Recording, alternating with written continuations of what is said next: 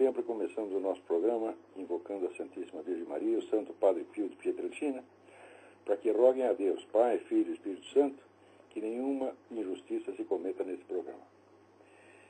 Então, eu queria primeiro lembrar vocês do curso Introdução ao Método Filosófico, que vai ser realizado aqui em Colonel Heights, na Virgínia, de 29 de setembro a 4 de outubro.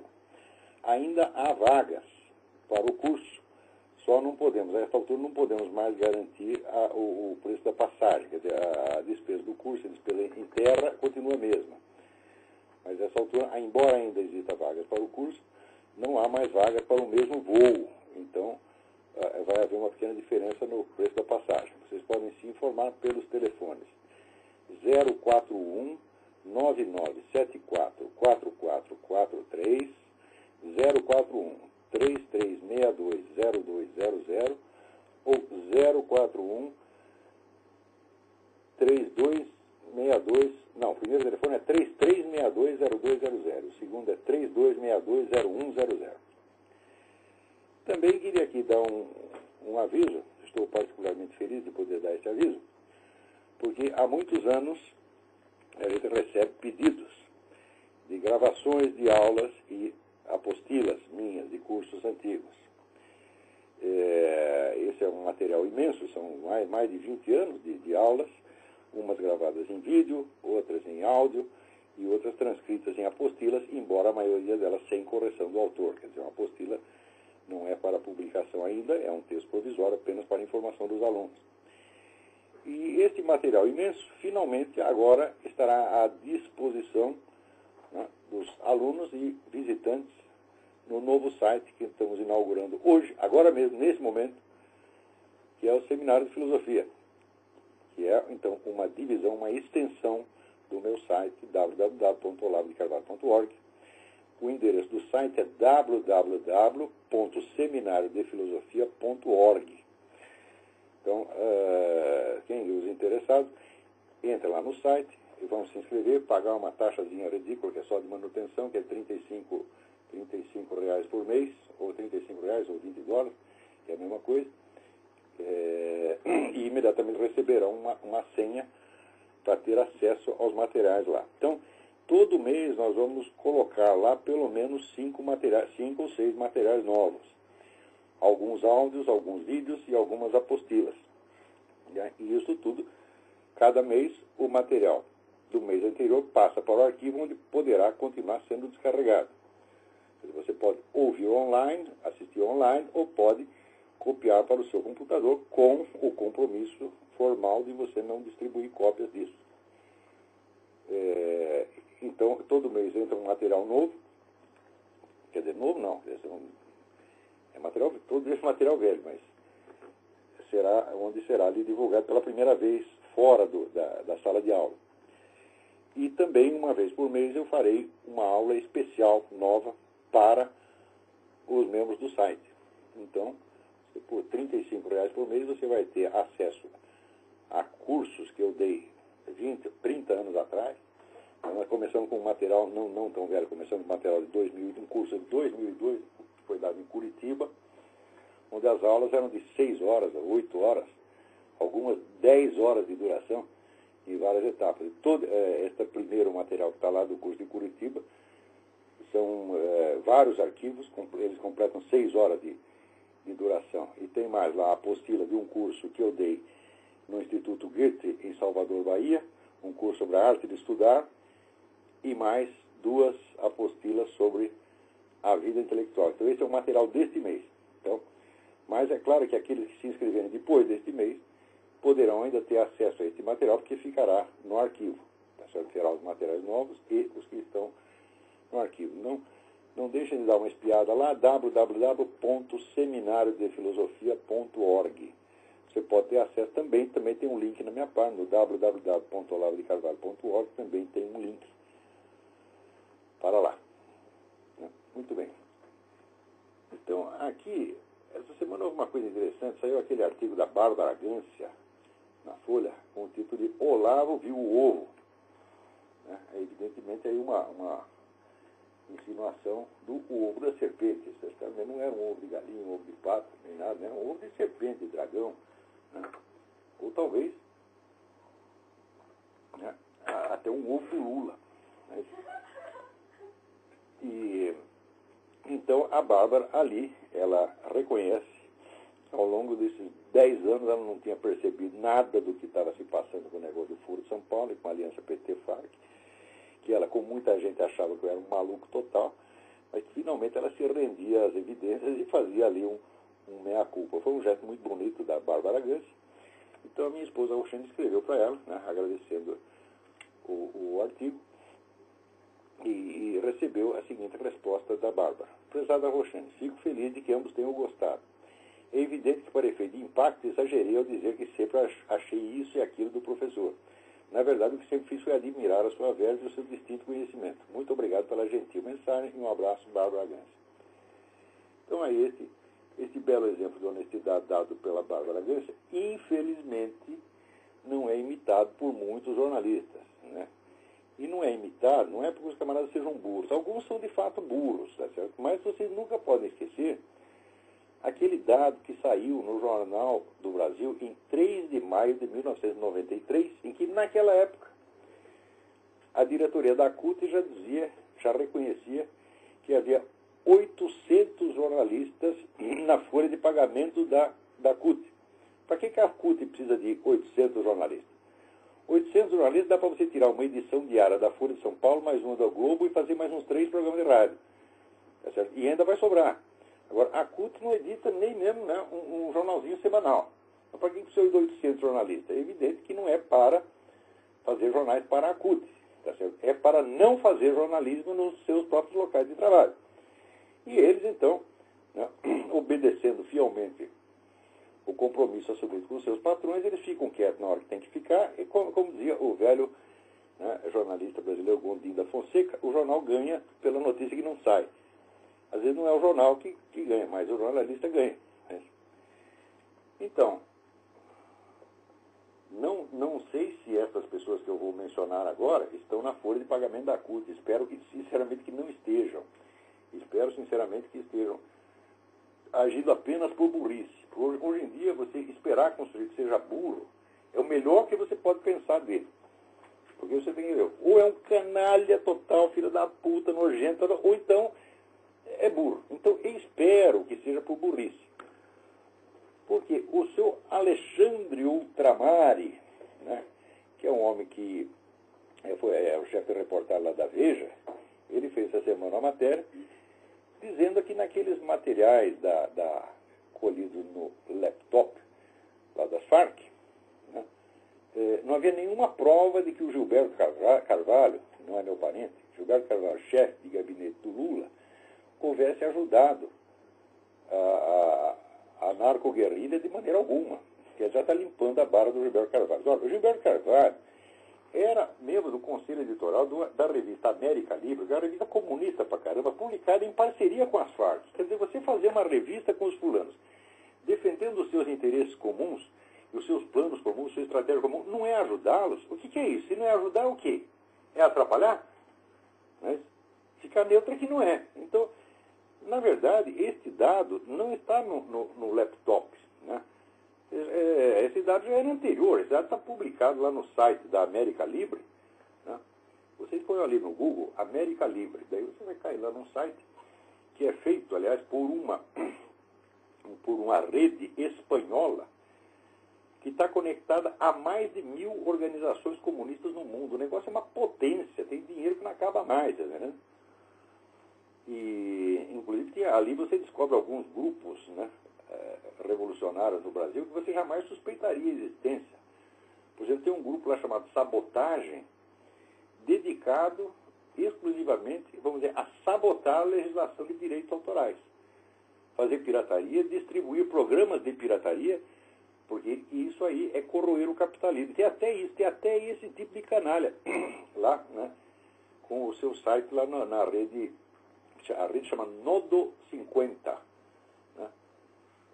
Mas eu não tenho aqui o endereço certo da parte da América Livre, mas peraí, eu vou achar aqui.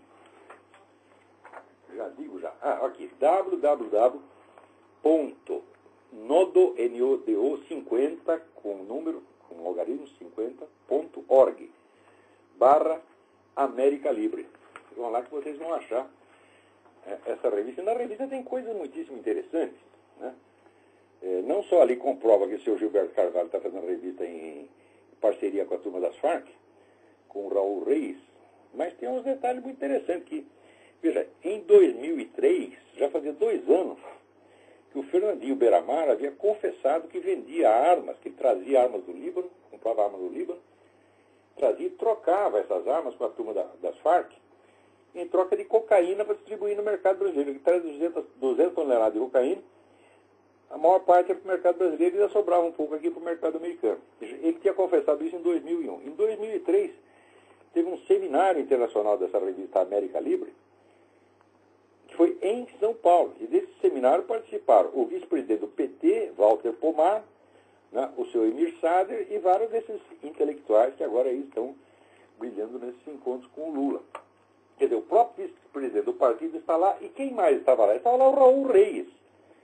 Raul Reis é aquele comandante das Farc que, um pouco antes, havia dado uma entrevista à Folha de São Paulo, dizendo que o principal contato das Farc no Brasil era o PT, e dentro do PT, especialmente a pessoa do seu Emir Sader, que era o maior teórico petista. Então, como é que o PT não tem contato direto com essa gente das Farc? Agora, inventaram também a história, né, o governo está com a história, e tem muita gente que defende, da turminha aí, ou os que estão na folha de pagamento da CUT, até os que não estão nela, que fazem isso de graça, fazem isso por bondade e generosidade, né? Eles estão todos endossando essa coisa de que o PT só teve contato com as Farc por motivo humanitário, porque estava preocupado com os reféns, coitadinhos, que estão lá presos, né? Nas Farc são 3 mil reféns, né? Primeiro publicaram que era 200, depois subiu para 700, agora está em 3 mil, né? Eu sei que é 3 mil mesmo, se não mais. Então, o PT estava, assim, condoído desses reféns. O Lula chorava todas as noites, né? Ele acordava de madrugada. Marisa, não aguento mais, estou preocupado com os reféns, né? Então, o PT só teve algum contato com as Farc por motivos humanitários. Agora é o seguinte. A gente tem 18 anos de atas de assembleias e grupos de trabalho do Foro de São Paulo. Dá mais de 1000 páginas. E você tem aí 21 números da revista América Libre, que é uma outra estrutura. A revista América Libre fazia o seu próprio seminário, seus próprios encontros internacionais, reunir toda essa putada lá. Eu li tudo. Não tem uma palavrinha a favor dos coitados dos reféns. Quer dizer, se estiver tão preocupado, né? Estou preocupado com os reféns, então por que você não fala alguma coisinha com aquele que os mantém prisioneiros, né? Todas essas oportunidades, o Lula lá durante os 16 anos presidiu essa merda, né? Não apenas não falou nenhuma palavra a favor dos reféns, mas não disse uma única palavra contra o terrorismo. Agora, essa história de não, nós somos contra o terrorismo, etc, etc. Ora, até inventaram, né, esse Marco Aurélio Garcia, que é mentiroso, que é a peste. Né? Não, mas as Farc queriam contato com o Lula, mas nós não deixamos porque nós somos contra o terrorismo. Eu digo, olha, mas que coisa. Nessa época, eles não consideravam as Farc terroristas. Eles diziam, oficialmente a Farc não é terrorista. Se a Farc não é terrorista, por que você vai evitar contato com eles por ser contra o terrorismo? Olha, essa gente inventa cada mentira, mas é tão pueril. Mas é que dá vontade, sabe, de bater na cara. Esse Marco Aurélio Garcia merece os tapas na cara ou na bunda. Vai ser difícil você distinguir o que é cara e o que é bunda, mas porque você vê alguma coisa, dá umas palmadas lá, por via das dúvidas, né? Então, o pessoal inventa essas coisas. Agora, o Alexandre Ultramari, que é o cara que escreve que o Gilberto Carvalho está inocentinho, ele deu uma conferência em Brasília, na UNB, onde ele dizia o seguinte: primeiro, ele confessava que sempre foi eleitor do PT, o que já é sinal de QI 12. Quer dizer, quem é eleitor do PT, ou é por esperteza, porque está levando algum, ou é porque é burro. Isso não tem, como diz o latim, tertium non datur, não tem a terceira hipótese. Né? Então, o Alexandre Ultramari, que cabe numa dessas duas classificações, ou é esperto e desonesto, ou é honesto e burro, ele sempre foi eleitor do PT, e ali ele dizia, Nós nunca cobrimos as reuniões do Foro de São Paulo porque achamos que não tinha a menor importância. E olha, primeiro que um jornalista profissional dizer isso é uma coisa absolutamente inadmissível. O Foro de São Paulo é a maior organização política que já existiu em toda a história do continente latino-americano. Ele reúne lá uns meia dúzia de chefes de Estado, tá certo? Mais de uma centena de partidos comunistas e organizações de narcotraficantes, guerrilheiros, sequestradores, etc. Quer dizer, é uma coisa de um poder como jamais houve na América Latina. Como é que um jornalista vai dizer que isso não tem importância? Uma reunião do Foro de São Paulo tem muito mais importância do que qualquer reunião do Congresso Nacional, ou do que qualquer assembleia do PT. Porque o PT não é assim, não. Um componente, o PT era um centésimo do Foro de São Paulo. Quer dizer, um jornalista que diz uma coisa dessa tem que ser demitido na mesma hora. Porque se ele disse isso por incompetência, então é um excesso de incompetência absolutamente inadmissível. Isso é a mesma coisa.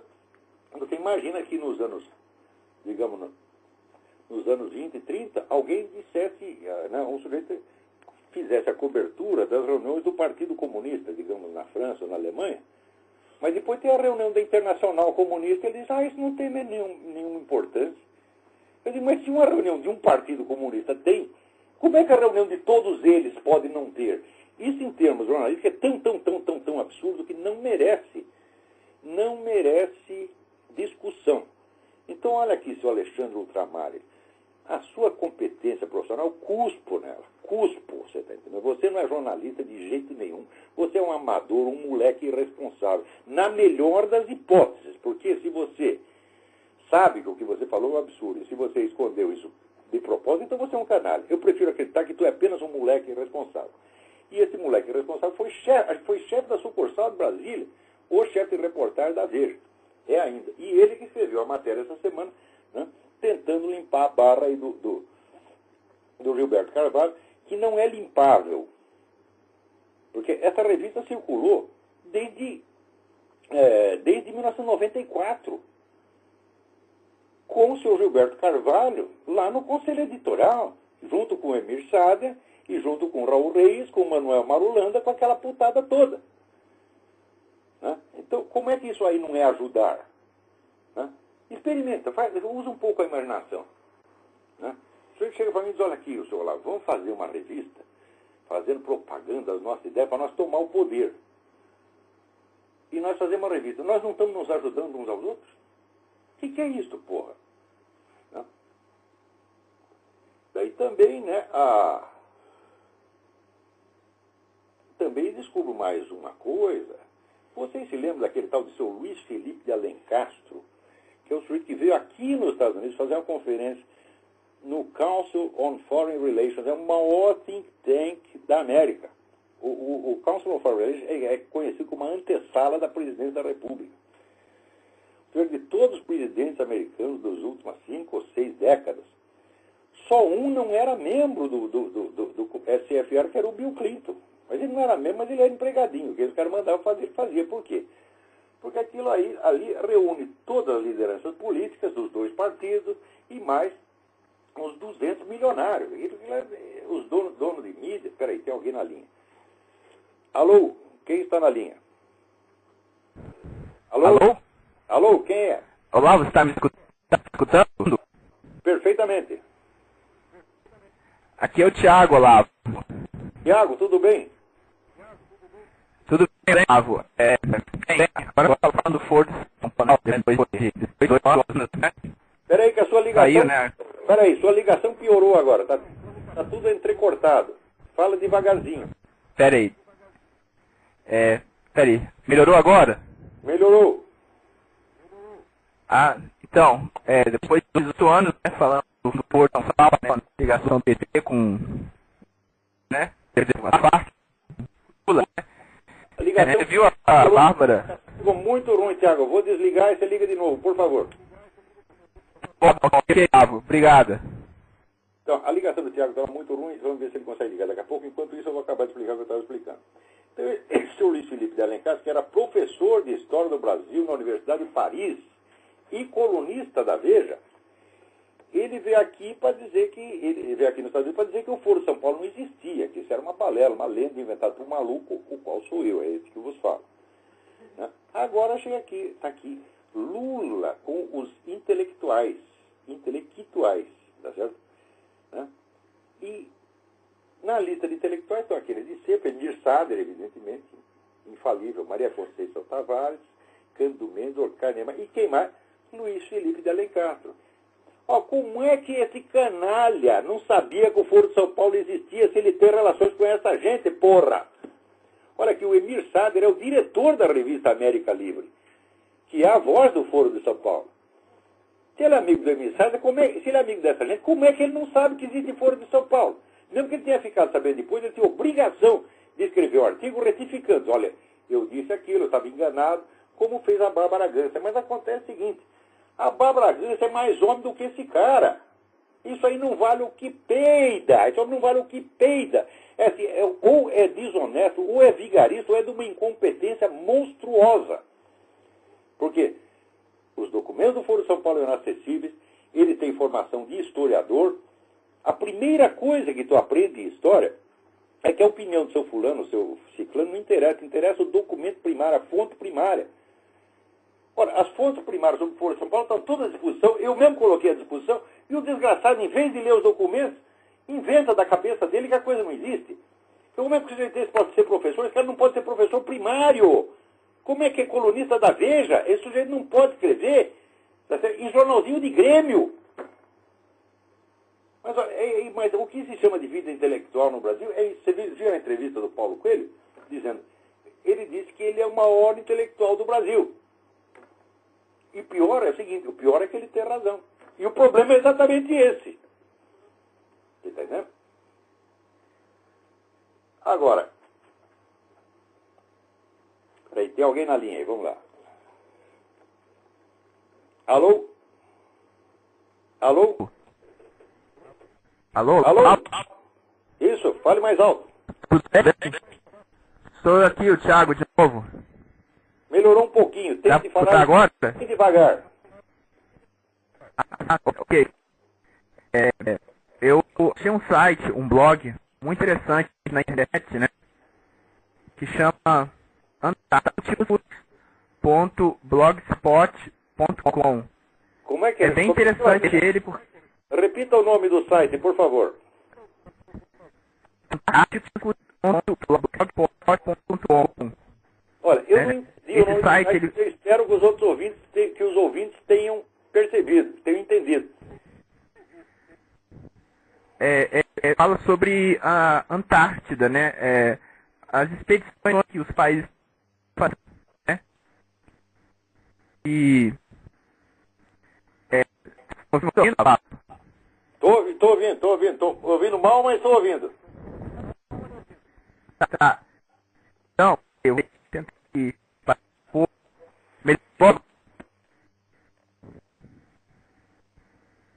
Alô? Melhorou agora? Alô? Alô? Alô, professor, melhorou agora ou não? Melhorou. Então, esses problemas... esse site...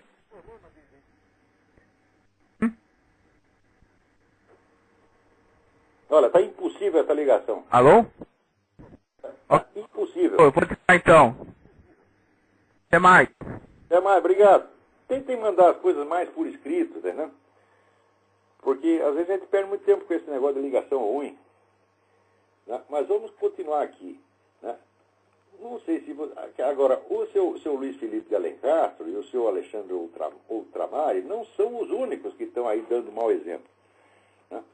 A Eliane Cantanhede também escreveu uma coluna lá para limpar a barra, dizer, não, ali não tem nada, aquilo ali tudo não quer dizer nada. Eu digo, olha, em primeiro lugar, temos que dizer o seguinte, esse material que foi colhido nesse laptop, ele ajuda a esclarecer muita coisa, mas ele não é necessário para provar a aliança PT-FARC. Essa aliança já está provada há muitos anos, eu já disse isso milhares de vezes, eu repito, está provada há muitos anos pelas atas do Foro de São Paulo e pelas atas dos seminários da revista América Libre.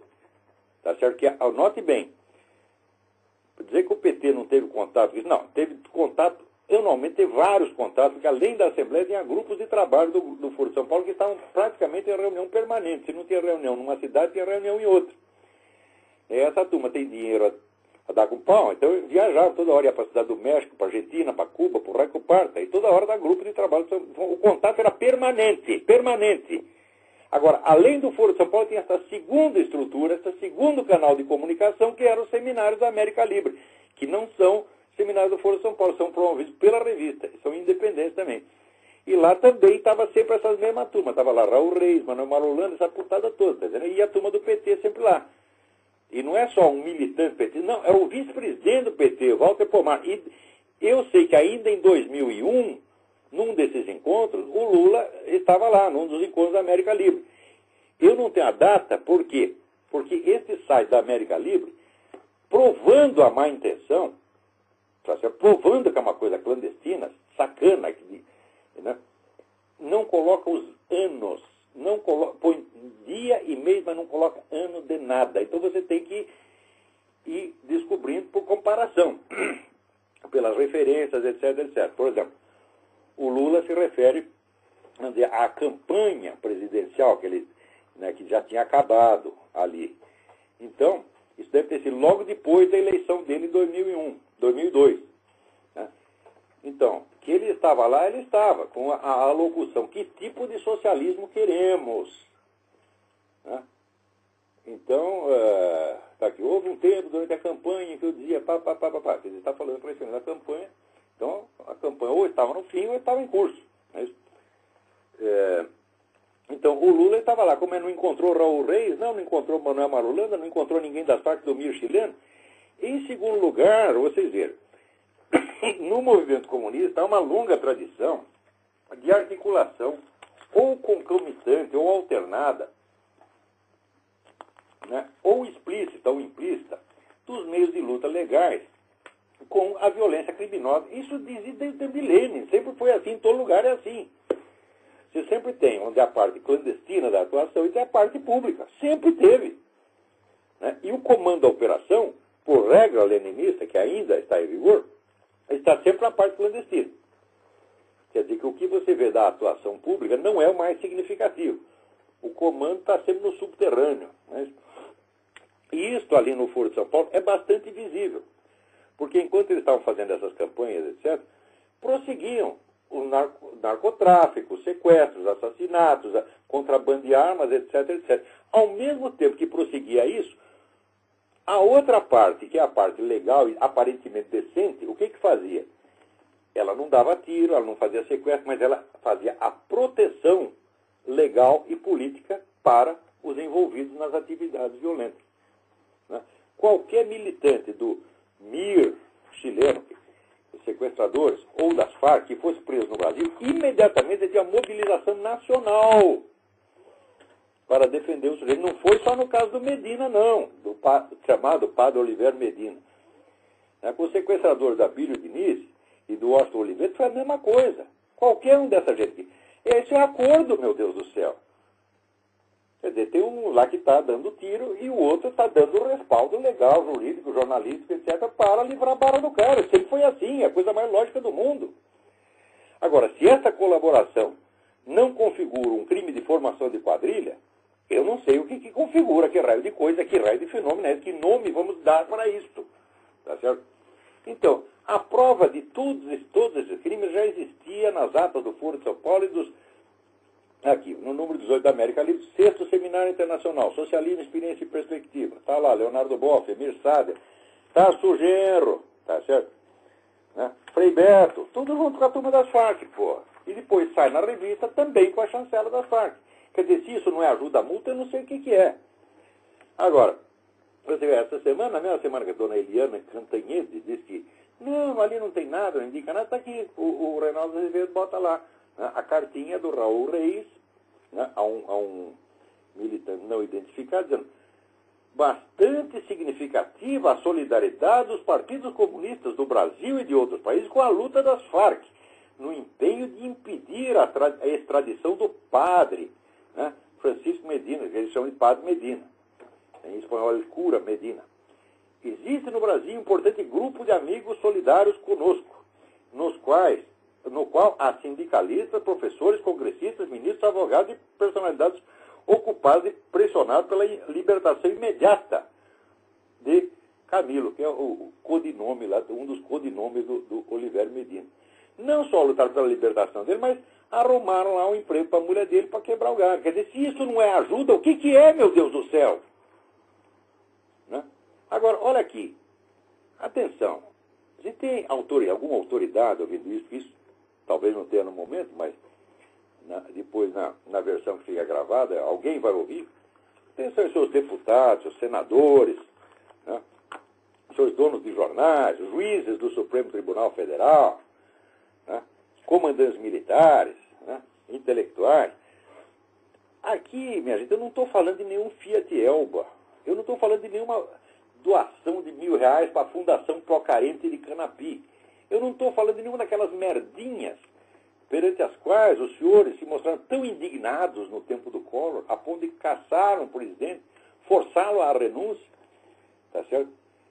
Sendo que depois esse presidente foi inocentado de todos os crimes, mas não teve o seu mandato de volta e não teve a sua carreira política de volta. A carreira política está destruída.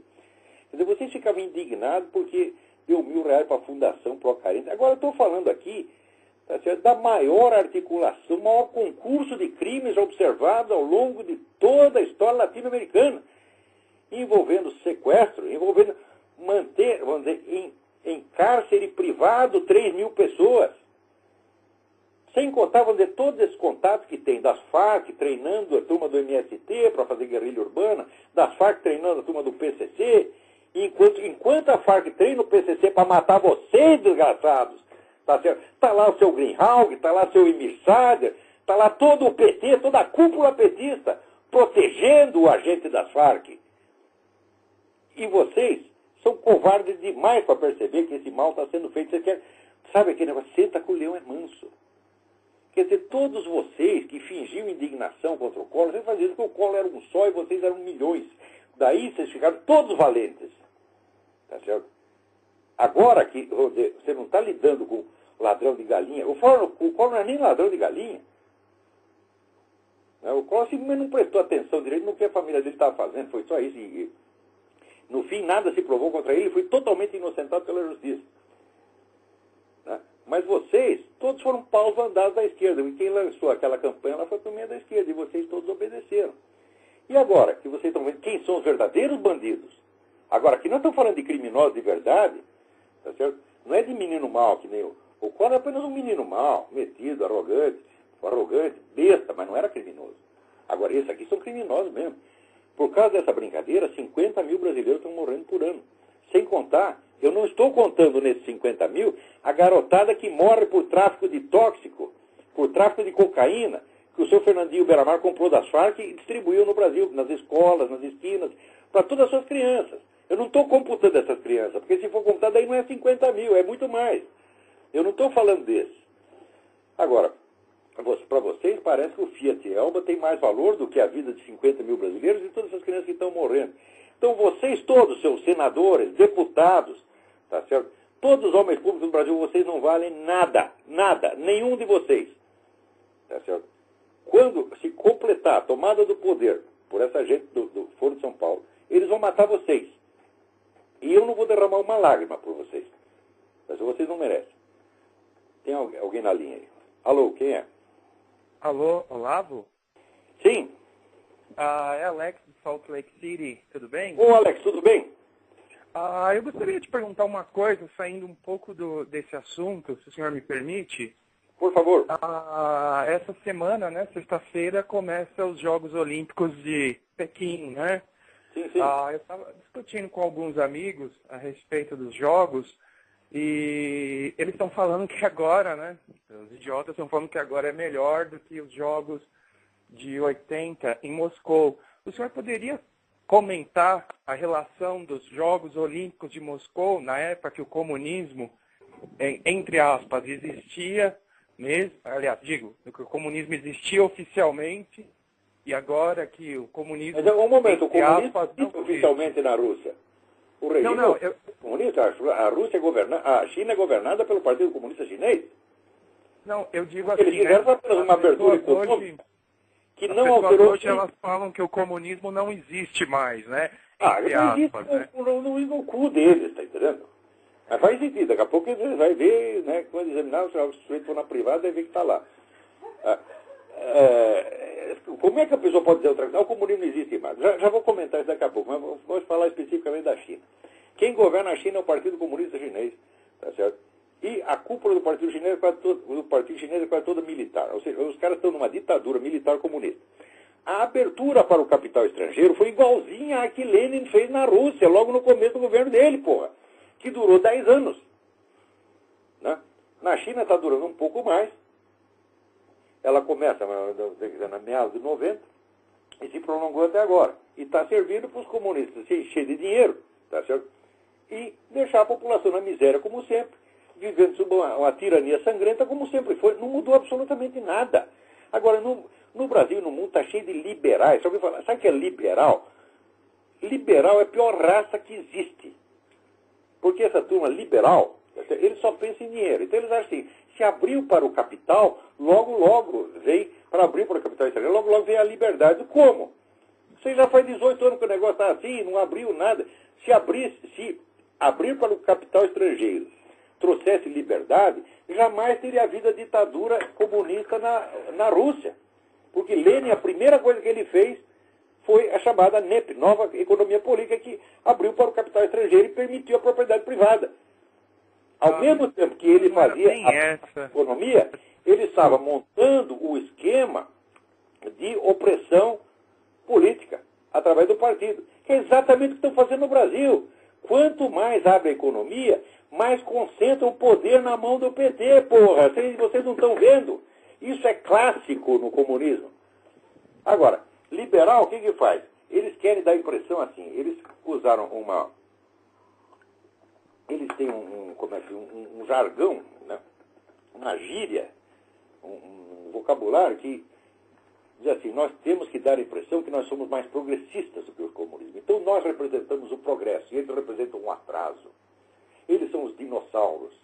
Tá certo? Até a Veja, quando cobriu a reunião do Foro de São Paulo, reunião dos dinossauros, como se o cara estivesse todos mortos. Só os liberais estão vivos, progredindo, indo para frente. Mas se é assim, se o comunismo está morto e vocês estão vivos, por que são os comunistas que estão governando a América Latina e vocês estão perdendo tudo? Por que são eles que estão no poder e vocês estão aí fodidos? Quer dizer, para com essa arrogância idiota de dizer que o comunismo acabou, tá certo? Quer dizer, esse é o triunfalismo do derrotado. Quando ele está apanhando e dizendo, eu fui lá e meti a cara na mão dele. Liberal serve para isso. Os liberais são tudo frouxo, capado. Tá certo? Olha, não levo mais a sério nenhum liberal, não. Você está entendendo? Então, essas coisas, o comunismo morreu, eu digo, olha, meu Deus do céu, quando Lenin abriu a economia soviética, os liberais da Europa já diziam a mesma coisa. Os caras desistiram do comunismo, não tem mais. Se você estudar a história, você vê o número de vezes que se anunciou que o comunismo acabou. Essa foi a última da década de 90, foi só a maior. Tá certo? Porém, leia o livro do Jean-François Revel, La Grande Parade, que é um livro de 1999, e que ele já mostra o paradoxo. Olha, depois que o comunismo acabou, ele cresceu, como é que é isto? Se ele acabou, por que ele tem tanto poder? Então, esse pessoal liberal serve para camuflar o crescimento do comunismo. Tá certo? Eles ficam contando vantagem, enquanto isso o comunismo vai crescendo bem embaixo deles.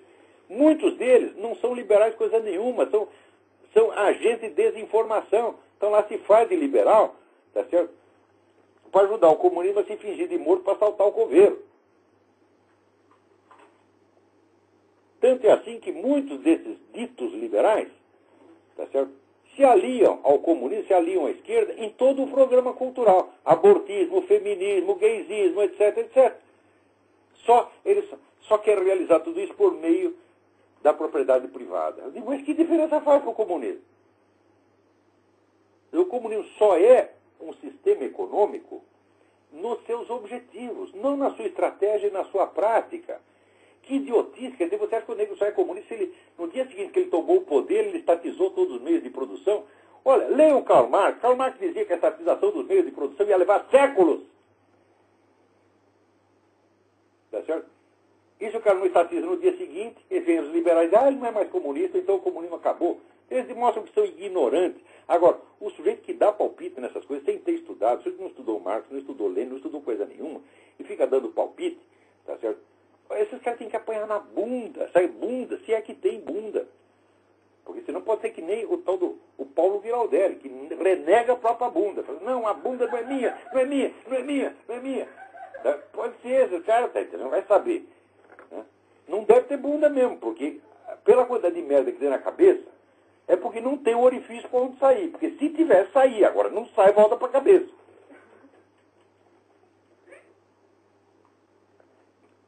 Agora aqui, ó, outra frescura que tem no Brasil, frescura, vamos lá, outra frescura. Está aqui, o seu Tarso Genro está negando que, com esse negócio de instaurar uma audiência pública para definir responsabilidades civis e criminais de agentes do Estado que praticaram crimes de tortura durante a ditadura, ele diz que isso não é revanchismo de maneira alguma. Né? E os militares ficam dizendo, não, é revanchismo, é revanchismo. Pela primeira vez, eu sou obrigado a concordar com o seu Tarso Genro. Isso não é revanchismo de maneira alguma. Se fosse mero revanchismo, seria uma coisa moralmente deplorável, mas não teria grande importância, seria apenas uma vingancinha. Isso não é revanchismo. Isso é uma obra de engenharia, isso é uma obra estratégica de enorme importância para destruir e subjugar as Forças Armadas. Tá certo? Desmoralizar é bater tanto na turma das Forças Armadas, bater tanto que o sujeito acaba se apaixonando. Tá certo? Né? Não tem esse seu brigadeiro Ivan Frota, que eu já disse que é uma besta quadrada, né? Que ele, para proteger a Amazônia, ele foi lá buscar contato com as Farc, quer fazer aliança com as Farc e Hugo Chávez, para fazer a guerra do povo inteiro contra o Império Americano. Como se quem está na Amazônia fosse os Estados Unidos e não a ONU. Né? Então, é para isso que serve. E tem muito milico burro que cai nisso. A maioria não. Tem muita gente que está entendendo tudo. Né? Aquela turminha do jornal, aliás, falando nisso, Jornal em Confidência, do Coronel Miguel, lá de Minas Gerais. Essa turma entende o que está acontecendo. Agora, tem muito jeito metido, tá certo? Burro, palpiteiro, né? Que acaba trabalhando para a esquerda. Agora, aproveitar e dizer uma coisa para vocês. O Jornal em Confidência, que já dura há anos com esforço de alguns, né, militares e civis, heróicos, verdadeiros patriotas lá de Minas Gerais, o jornal finalmente está com dificuldade financeira. E então vocês têm que ajudar. O jornal está fazendo uma campanha de coleta de fundos. Vocês, por favor, procurem, né, na internet o jornal em Confidência e botem o seu dinheiro lá. Você está entendendo? Dê o que puder. Tá certo? Se quiser dar 100, dá, 200, dá, se é 1.000, dá, se é 10 mil, dá, se é 100 mil, dá, se é 1 milhão, dá. Porque esse jornal honra as Forças Armadas.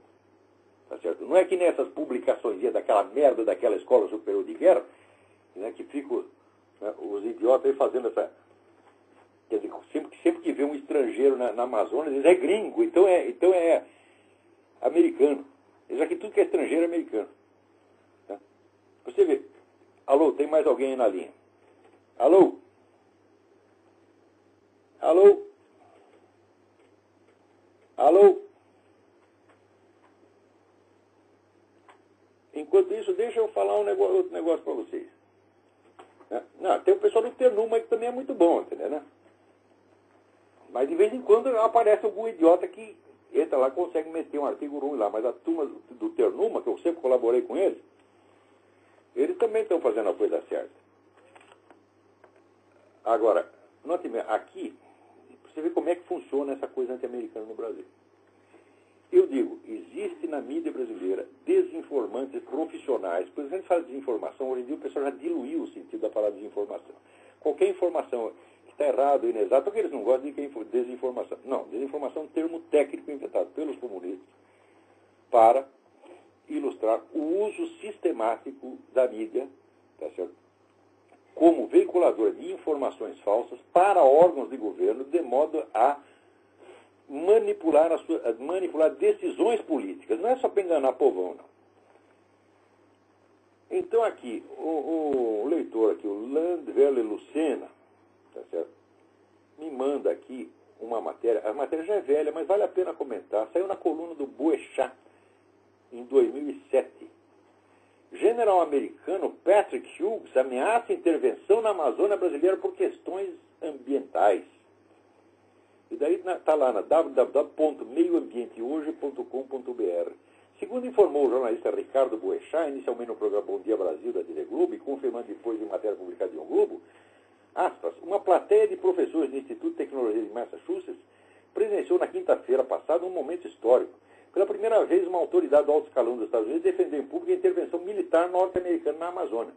A autoridade em questão foi ninguém menos que o general Patrick Hughes, atual diretor da Agência de Inteligência das Forças Armadas Norte-Americanas, Defense Intelligence Agency, DIA.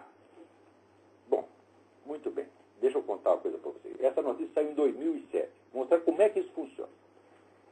Em 2007, já fazia anos que o general Patrick Hughes tinha saído da DIA e tinha sido transferido para a Homeland Security, Segurança Interna, onde ele não dá nem meio palpite em matéria de política externa. E por que o general Hughes foi parar lá? Por quê? No tempo que ele estava na DIA, tinha lá uma agente chamada Julie Sir. A Julie Sir estava acompanhando de perto, tá certo, todas as atividades do Al-Qaeda e passava relatórios importantíssimos, tá certo, mostrando planos da Al-Qaeda. E um dia esse general teve um problema com ela e botou a mulher para fora, tá certo. Acontece o seguinte, que os relatórios dessa Julie Sears, se fossem lidos com atenção, teriam dado para prevenir o 11 de setembro. E o general, por uma vaidade, botou essa mulher para fora, que estava fazendo um trabalho magnífico. O deputado republicano conservador Dana Rohrabacher fez um discurso cagando na cabeça do general. Esse discurso já é de 2004. Em 2004, o general já não estava mais na DIA, já estava na Homeland Security. Mais ainda, essa declaração de que ele disse que se o Brasil criar problemas ecológicos, os Estados Unidos devem intervir militarmente, né? Ele não pode ter feito no posto que ele ocupa agora. Isso seria, vamos dizer, um escândalo. Quer dizer, o cara da Homeland Security falando sobre política externa. Tá certo? Eu já perderia o cargo até na Homeland Security. Mas acontece que, você procurando direitinho essa afirmação, você vê que ela já era citada em trabalhos acadêmicos de 2001. Quer dizer, ninguém falou isso antes de 2001. E em 2007 sai no Brasil dizendo que o cara falou semana passada. Ou seja, o general já tinha perdido qualquer autoridade na política externa, já estava removido da Homeland Security, e já fazia pelo menos 7 anos que ele tinha falado isso. Isto é o que se chama de desinformação. Várias vezes. Tá certo? E eu já peguei turma da mídia brasileira fazendo isso, deslocando data para mudar o sentido dos acontecimentos. E é sempre no sentido anti-americano. Eu peguei uma vez um artigo daquele cidadão, seu Maierovitch, que era o homem lá da polícia, das drogas, e fazia exatamente isso, deslocava, pegava uma declaração do sujeito da... Aliás, não foi só ele não, mas eu peguei toda a grande mídia brasileira. Pegou a declaração de um cara da ONU, tá certo? Para inocentar as Farc, e mudou 5 anos a data que o sujeito falou. Procurem lá no meu site, www.olavecarvalho.org, vocês vão ver do que eu estou falando. Então, agora, esse general Patrick Hughes, vocês podem tirar o cavalo da chuva. O general Patrick Hughes não invade nada, você está entendendo? E não tem nada a dizer sobre isso. Então, para mostrar como é que foi, isso não é erro jornalístico. Isso não é só distorção. Quer dizer, um moleque está com raiva dos Estados Unidos, então faz uma matéria contra os Estados Unidos. Não, isso aqui é característico. Por quê? Porque o cidadão noticia isso e diz que os militares brasileiros estão revoltados. Eles não podem estar revoltados porque é ele que está dando a notícia. Ele não pode ficar revoltado dando a notícia. Essa notícia não podia ter saído de parte alguma, porque era 2001, tá certo? E como é que eles iam estar revoltados, né, com o fato que não aconteceu? Né? Então, isso aí é desinformação. Um dia eu vou dar a lista de todas as pessoas que fazem essas coisas na mídia brasileira. Vou dar o nome desde um por um e mostrar todos os casos que fizeram. Isso é desinformação. Tem gente aí que trabalhou para a KGB, tem gente que está na folha de pagamento da KGB até hoje e nada se investiga. Uma vez eu propus a empresários e militares brasileiros, né, que contratassem um historiador russo, que a gente tinha um contato com um historiador russo, que falava português e que estava lá em Moscou, para que ele fizesse a pesquisa ali nos arquivos do partido, no tempo que estava totalmente liberado, para dar o nome de todas essas pessoas. Agora, notem bem, no livro do Christopher Andrew, The Sword and the Shield, sobre a KGB, diz que até o embaixador, o sujeito que era embaixador no Brasil no meio da década de 70, embaixador do Brasil em Moscou no meio da década de 70, era agente pago da KGB. A atuação da KGB no Brasil foi tão intensa que a KGB chegou a botar grampo na sala do então presidente da República, João Batista Figueiredo. Agora, o pessoal fala da CIA, quando você diz, me deu o nome de um agente da CIA lotado no Brasil, não aparece um. Alô, quem é? Alô? Alô? Alô, Olavo? Eu? Aqui é o Guilherme de Campinas, tudo bom? Tudo bem? Tranquilo, Olavo. Seguinte, Diga. eu comprei recentemente o livro Insight, do Bernard Lonergan. Isso é uma maravilha. Só que o livro é muito abrangente. Eu queria algumas dicas, um plano de estudo para abordá-lo, para encarar esse livro. Olha, eu sugiro o seguinte, você comece com o livro Knowledge and Being, Conhecimento e Ser, que é, vamos dizer, um resumo explicativo que o Lonergan fez do Insight. O Insight é, sobretudo, uma sequência de exercícios. E não basta ler, você tem que fazer os exercícios do livro para entender onde é que o Lonergan quer chegar. O que ele quer mostrar para você é por que a inteligência intelige. Por que nós não somos tudo burro que nem o Alexandre Outramare e a Eliane Cantanhede. Ele quer explicar esse milagre da inteligência humana, né? E ele faz isso através de uma sequência de práticas e exercícios. É por o livro não é obscuro. O livro é difícil porque você tem que fazer as práticas. E o livro tem 1000 páginas. Então, vamos dizer, olha, você levar 2 anos para você ler o Insight do Lonergan, você não fica complexado com isso, não. Agora, no Knowledge and Being é um livro teórico, onde ele explica esse empreendimento. Então, é melhor começar por aí. Ajudou em alguma coisa a minha explicação? Ajudou bastante. Eu mando um abraço aqui do pessoal aqui da vigilanciademocrática.org para você e para sua família. Boa sorte. Muito obrigado. Boa sorte para todos vocês. Não esqueça de visitar o meu site do Seminário de Filosofia.org e não esqueça de dar uma ajuda para a turma do Inconfidência. São os maiores patriotas do Brasil. Ok, Olavo. Muito obrigado. Obrigado, meu. Agora, tem aqui um cidadão que me pergunta assim, uma coisa interessante. Ele pergunta, mas afinal de contas, por que foi... Eu estou procurando aqui o e-mail dele, não acho o nome, pô. Mas ele vai saber que é dele que eu estou falando. Ele me pergunta, afinal de contas, por que você deixou de ser militante esquerdista? Como é que você... aqui. É o João Cláudio. Esse outro programa, o senhor dizia que quando era esquerdista, mentia para si mesmo, que depois de 40 anos a situação mudou. Dentro dessas coisas, quero saber como e por que o senhor viu que a esquerda era ruim. Como foi o processo? Eu digo, o processo foi muito longo, porque, inicialmente, eu comecei a ficar deprimido, né, de ver a falta elementar de moralidade que o pessoal comunista tinha nas suas relações, não só com os adversários onde eram pensados e tratados como se fosse lixo, mas até internamente, uns com os outros. Quando desconfiavam do sujeito, destruíam a vida do cara. Eu acho que eu contei aqui nesse programa a história do próprio sujeito que me cooptou para o Partido Comunista e que depois o pessoal da cúpula do Comitê Estadual desconfiou que o sujeito tinha uma ligação, que era um espião, coisa que ele não era, e destruiu a carreira do sujeito assim em 2 semanas. O cara era um jornalista relativamente importante, foi excluído da profissão, mas que ele não entrava numa redação. Você vê o poder que o Partido Comunista tinha. E ainda tem, com outros nomes, o Partido Comunista ele não cessou de existir, ele se diversificou em várias organizações. Né? Então, hoje está mais poderoso do que naquela época. Então, simplesmente chutou um sujeito para fora da profissão, o cara virou um mendigo, bêbado, destruíram a vida do cara. Eu vi isso com os meus próprios olhos. Né?